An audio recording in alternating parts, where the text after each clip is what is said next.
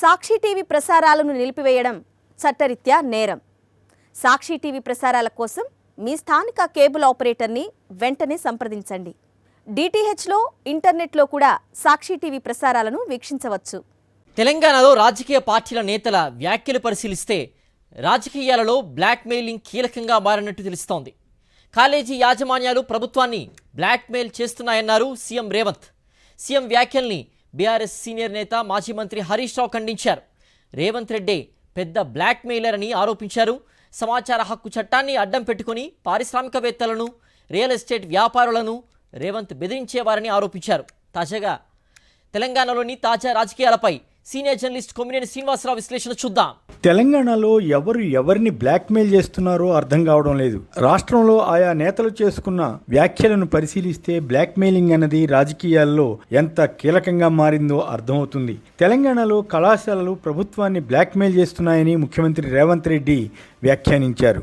ఆ కాలేజీలు వచ్చేసారి డొనేషన్లు ఎలా తీసుకుంటాయో చూస్తామని కూడా ఆయన హెచ్చరించారు. దీనికి ప్రతిగా బీఆర్ఎస్ సీనియర్ నేత మాజీ మంత్రి టి హరీష్ రావు ముఖ్యమంత్రి రేవంత్ రెడ్డి బ్లాక్మెయిలర్ అని ఆరోపించారు. సమాచార హక్కు చట్టాన్ని అడ్డం పెట్టుకుని పారిశ్రామికవేత్తలను, రియల్ ఎస్టేట్ వ్యాపారులను రేవంత్ బెదిరించేవారని ఆయన అన్నారు. హైదరాబాద్ అభివృద్ధికి కేంద్ర మంత్రి కిషన్ రెడ్డి, బీఆర్ఎస్ వర్కింగ్ అధ్యక్షుడు కేటీఆర్లు అడ్డుపడుతూ బ్యాడ్ బ్రదర్స్ గా మారారని రేవంత్ అంటే, హైడ్రాతో ప్రజలను రేవంత్ బెదిరిస్తున్నారని కేటీఆర్ విమర్శించారు. జూబ్లీ శాసనసభ నియోజకవర్గ ఉప ఎన్నిక సందర్భంలో నేతలు చేసిన ప్రసంగాలు, ఒకరినొకరు చేసుకున్న విమర్శలు, ఆరోపణలు చూస్తే మన రాజకీయ వ్యవస్థ ఎంతగా దిగజారిందో తేలిగ్గానే అర్థం చేసుకోవచ్చు. ఆంధ్రప్రదేశ్లో ఉన్న తెలుగుదేశం, జనసేన, బీజేపీ కూటమి ప్రభుత్వం ఆయా వర్గాలను భయపెట్టడానికి ప్రయత్నిస్తూ తన వైఫల్యాలను కప్పిపుచ్చుకునే యత్నం చేస్తోందన్న విమర్శలు నిత్యం వినిపిస్తూనే ఉన్నాయి. ముఖ్యమంత్రి చంద్రబాబు నాయుడు ఇందుకోసం తన అనుభవాన్ని వినియోగిస్తుంటే, తెలంగాణలో ఆయన శిష్యుడు రేవంత్ రెడ్డి కూడా క్రమేపీ అదే దారిలో వెళుతున్నారా అన్న సందేహం వస్తోంది. తెలంగాణలో తమకు రావాల్సిన ఫీజు రీయింబర్స్మెంట్ బకాయిల కోసం కాలేజీలు బంద్కు దిగాయి. ఒకరోజు బంద్ తర్వాత చర్చలు జరిగి కొంత ఫలించాయి. ఈలోగానే రేవంత్ మీడియా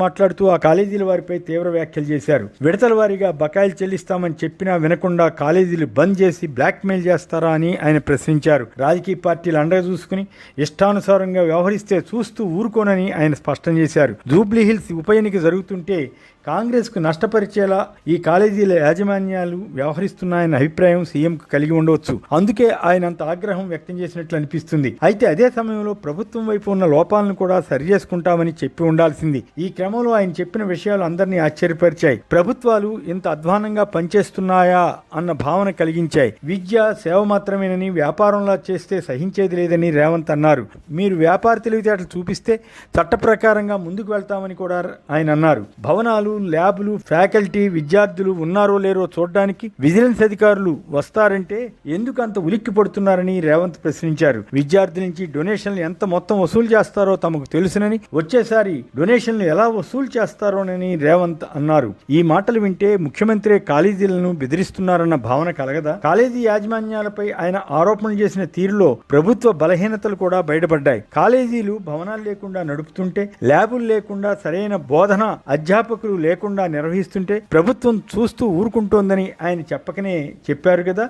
అంటే యాజమాన్యాలు ఆ మేరకు ప్రభుత్వంలోని వారిని మేనేజ్ చేస్తున్నట్లుగా ఒప్పుకున్నట్లే అవుతుంది కదా. తమను ఫీజు రీయింబర్స్మెంట్ బకాయిలు అడగనంత వరకు ఎలాగలా చేసుకోనివ్వలే అని వదిలేసినట్లే కదా. దీనివల్ల విద్యా ప్రమాణాలు పడిపోయినా, విద్యార్థులకు సరైన బోధన జరగకపోయినా ప్రభుత్వం రాజీ పడినట్లే కదా. అధికారులు తమ వంతు బాధ్యతలు నిర్వహించడం లేదని వెల్లడైనట్లే కదా. బ్లాక్ మెయిలింగ్, బెదిరింపు వ్యవహారాలు, కేసులు పెట్టడం వంటి వాటిలో ఏపీతో పోల్చితే తెలంగాణ పరిస్థితి కొంత బెటర్ అయినప్పటికీ రేవంత్ వ్యాఖ్యల వల్ల ఎక్కువ నష్టం జరిగే అవకాశం ఉంది. అధికారంలోకి రావడానికి ఇష్టం వచ్చినట్లు హామీలు ఇవ్వడం, అధికారంలోకి వచ్చాక ఇలా చేతులెత్తేయడం చూస్తే దీన్ని బ్లాక్మెయిలింగ్ అని ప్రతిపక్షాలు విమర్శించవా? అందుకే రేవంత్ పై హరీష్ రావు ఆరోపణలు గుప్పించారు. సమాచార హక్కు చట్టాన్ని వాడుకుని విపక్షంలో ఉన్నప్పుడు రేవంత్ పరిశ్రమల వారిని, రియల్ ఎస్టేట్ వారిని బ్లాక్మెయిల్ చేసేవారని, ఇప్పుడు ముఖ్యమంత్రిగా కాలేజీలు, తదితర వర్గాలను బెదిరిస్తున్నారని ఆయన ఆరోపించారు. తమ బకాయిలు అడిగితే ఇలా బ్లాక్మెయిల్ చేయడం ఏమిటని హరీష్ ప్రశ్నించారు. కాగా జూబ్లీ హిల్స్ ఎన్నికల ప్రచారంలో బీఆర్ఎస్ గెలిస్తే వివిధ స్కీములు ఆగిపోతాయన్నట్లుగా రేవంత్ మాట్లాడడాన్ని కూడా బ్లాక్ మెయిలింగ్ అని